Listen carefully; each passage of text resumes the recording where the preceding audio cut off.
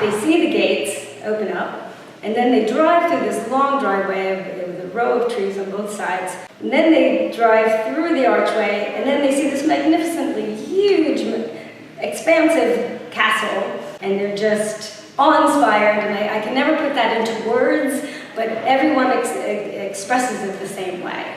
So where am I? You know? So my father started off as a developer. He built buildings on Long Island and in the city, office buildings, condos, mostly more contemporary type buildings. In 1984, he purchased Oheka, and that was just basically a surprise to him. He was driven up the driveway here by a real estate agent when he was looking for a home, and he saw this magical place with no windows, no doors. It was really uninhabitable, and he fell in love, which is the cardinal sin of any developer. But he fell in love and said, this is a once-in-a-lifetime opportunity.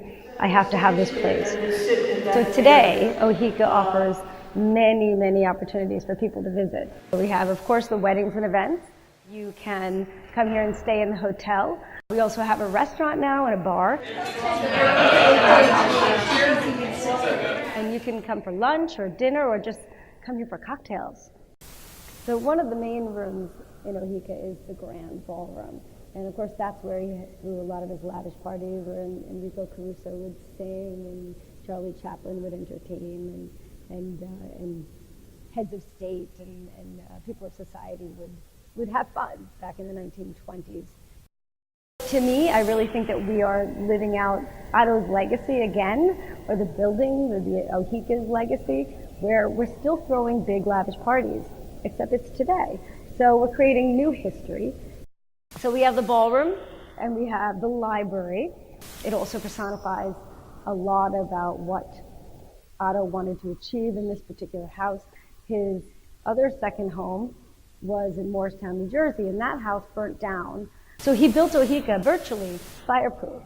To really showcase that, he went so far as to not include wood in the library, but it's actually painted plaster.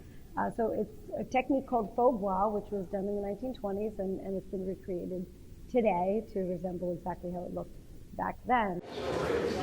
Mansion Tour is a very popular program I started a few years ago because people were outside the gate. They wanted to get in, they wanted to learn about the history of the estate, they wanted to see the estate. And of course we're a private home and a hotel and we have private events here, so we couldn't just let people come in. So we started the Mansion Tour program so people can come in and have a guided tour with a docent who tells them about the history and shows them around the gardens and the estate. And then they can go out to the formal gardens, and those have been fully restored. There's actually 8 reflecting pools and 3 fountains. 2 of the statues have been reclaimed. They were here originally in 1919, and then they were gone, and then we found them again and brought them back home. So all of that rich history, it lives within the walls here. And the history hasn't stopped yet. So now we're creating new history, right? We want Long Island to really know this is their castle. You know, Long Islanders to know it's their castle and to feel, like I said, a part of it. But then, of course, to want to share that to the world.